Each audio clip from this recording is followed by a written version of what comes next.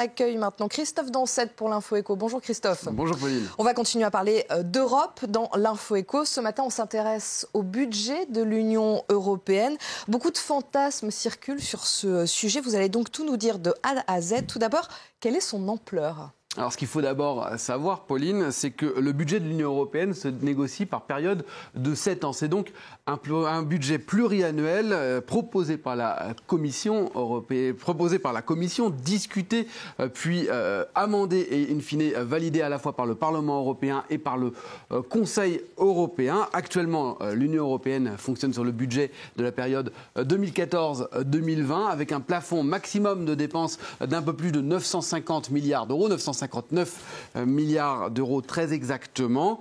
Les discussions sur le prochain budget pluriannuel, celui sur la période 2021-2027, elles ont déjà commencé et la Commission espère pouvoir augmenter ce budget à environ 1279 milliards d'euros. Le document doit être présenté au Conseil européen d'ici l'automne. Dernière chose à savoir, Pauline, sur ce budget, chaque année, un budget annuel puisé sur cette enveloppe globale pluriannuelle est fixé par la Commission, validé par le Parlement.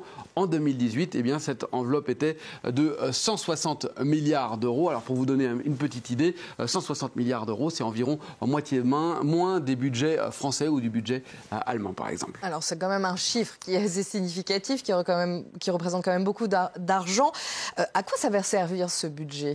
Eh ben, d'abord au fonctionnement des institutions, car le Parlement, la Commission, les représentations à l'étranger, ce sont des bâtiments et surtout des fonctionnaires qu'il faut payer, et cela à un coût non négligeable, près de 10 milliards d'euros tout de même en 2018. Mais le budget sert surtout aux politiques qui se décident au niveau européen en matière de recherche, en matière d'innovation. Là, vous voyez le chiffre de 10 milliards, 9,6 milliards d'euros en 2018, dont je vous parlais pour les institutions. Le budget sert aussi aux politiques qui se décident au niveau européen en matière de recherche, d'innovation. Là, vous voyez le satellite Galileo, c'est le fameux GPS européen. On peut aussi évoquer le programme Copernicus, ce programme d'observation de la Terre. Et puis, il y a aussi des politiques qui se décident en matière de justice, avec la fameuse Cour européenne de justice, de protection des frontières, de culture ou bien de jeunesse, avec évidemment le fameux programme Erasmus. D'ailleurs, ces images de Berlin, ça me rappelle mes années Erasmus que j'ai passées à Berlin. Sans oublier, bien sûr, la politique agricole commune, probablement la politique européenne la plus connue, qui représente un tiers du budget total, 58 milliards d'euros en 2018. Alors, qui contribue à ce budget ? Ce sont les États membres ?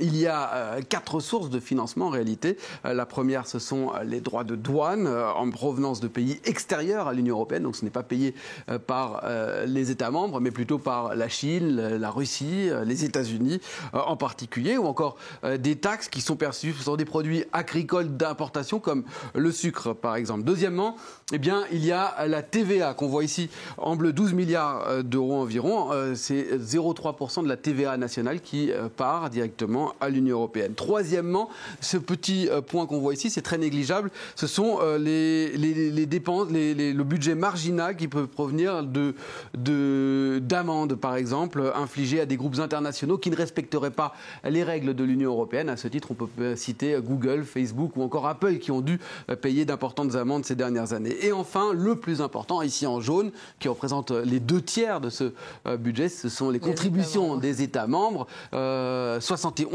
milliards d'euros. Elles se font proportionnellement au revenu national brut des États. Alors, c'est l'Allemagne qui paye plus que les autres ?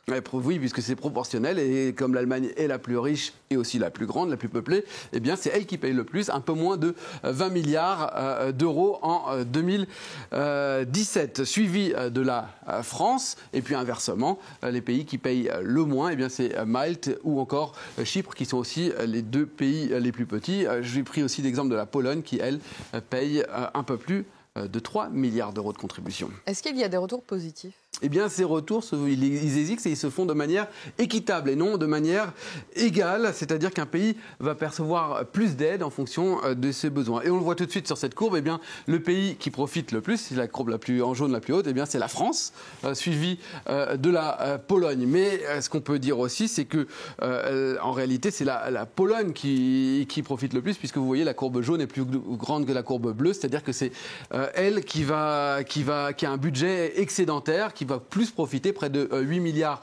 d'euros d'excédent budgétaire pour la Pologne, tandis que la France, elle est légèrement déficitaire d'un peu plus de 2 milliards d'euros. Celle qui est le plus déficitaire, eh bien, qui donne le plus finalement, c'est l'Allemagne, plus de 8 milliards d'euros de déficit. Mais attention, il ne faut pas voir les choses simplement d'un point de vue comptable, car l'objectif de Bruxelles, c'est évidemment de rendre l'Union européenne plus prospère, plus riche, plus forte face à des pays comme la Chine ou comme les États-Unis, et donc de permettre à certains pays de rattraper leur retard, ce qui au final apporte des retours positifs en termes de commerce. La Pologne, par exemple, en devenant plus riche grâce à l'Union européenne, a pu signer des accords commerciaux qu'elle n'aurait pas signés sans cette aide, et l'Allemagne, de ce point de vue, en a tiré beaucoup de profit. Merci beaucoup, Christophe.